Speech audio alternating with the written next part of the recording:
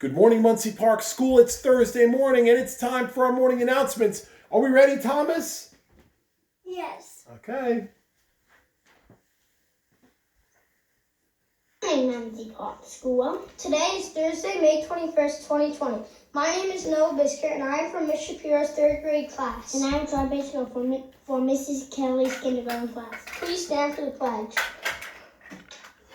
I Pledge allegiance to the flag of the United States of America and to the republic for which it stands, one nation, under God, indivisible, with liberty and justice for all. You may be seated. We will now hear some important announcements from Mr. Nolan. Thank you very much, Noah and John. Good morning, Munsey Park School, boys and girls, teachers, and staff. Happy Thursday morning to you all. We want to give a shout out to those boys and girls who participated in yesterday's Flipgrid Challenge. And let me tell you, there were some pretty excellent Flipgrid challenges. Boys and girls had to write a song to recycling. And I was so impressed with the amount of students that can play instruments and how some of our students have really nice voices. So, Benjamin J., Lexi F., Julia P., Mary P., Anna Ruth S., Teresa P., and Talia M. and Alec M. did a duet. So that was so nice. Thank you for participating in the Flipgrid Challenge. We have a very special announcement, and this comes from our music teachers, Mrs. Goldberg and Mr. Van Boxel, and our Dr. Hale, who's in charge of the music department. They want me to and ask me to remind all boys and girls that are in third grade. They're going to be fourth grade next year, but third graders, please fill out your selection for musical instruments for next year. Dr. Hale sent an email to parents, and the deadline is May 22nd. So if you haven't done so yet, boys and girls, parents, please make sure you fill out the response from Dr. Hale's email.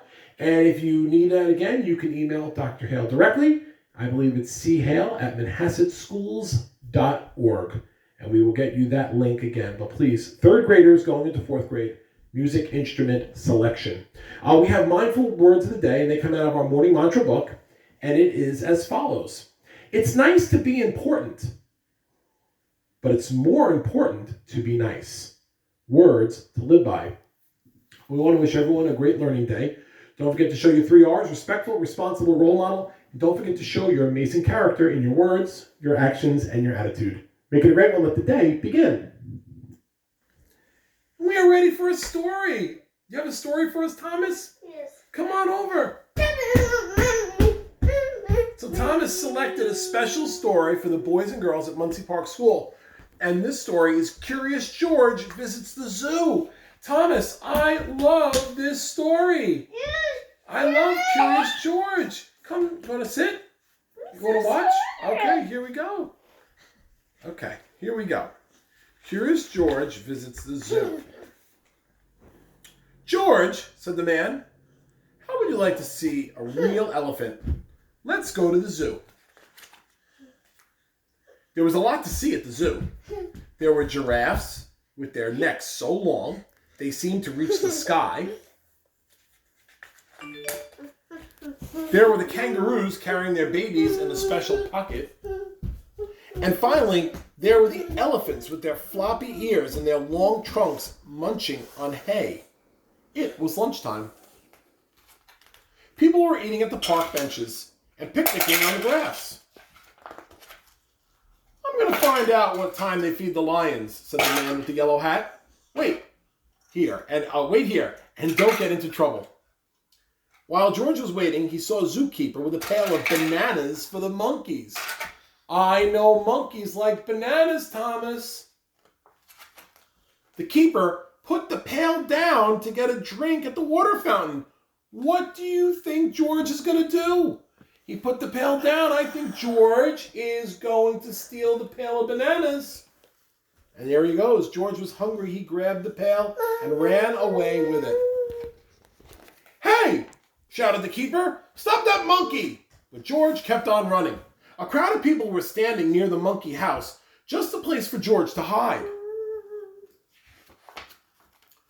Standing by the cage was a little boy holding a red balloon with a long string. Suddenly, one of the monkeys reached out and snatched the string from the boy's hand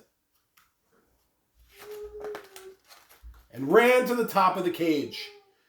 Then he tried to squeeze the balloon through the bars. The other monkeys started to shriek and scream. The little boy was crying. "Please, couldn't somebody get his balloon back?" asked the mother. None of the people could reach that high.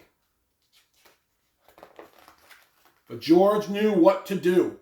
With the pail in his hand, he climbed up to the top of the cage. He took a few bananas and fed them to the monkeys.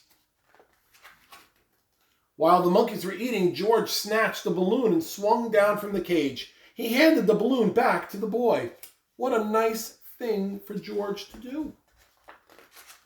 Everybody clapped and cheered. Just then, the man with the yellow hat came running. "George!" the man cried. "I've been looking all over for you." "Please don't be angry with him," said the mother. "He saved my son's balloon." "George should not have taken my pail," said the keeper, "but he did feed the monkeys. And now it's time to feed ourselves, George," said the man. Last page. And that's what they did. What is George eating, Thomas?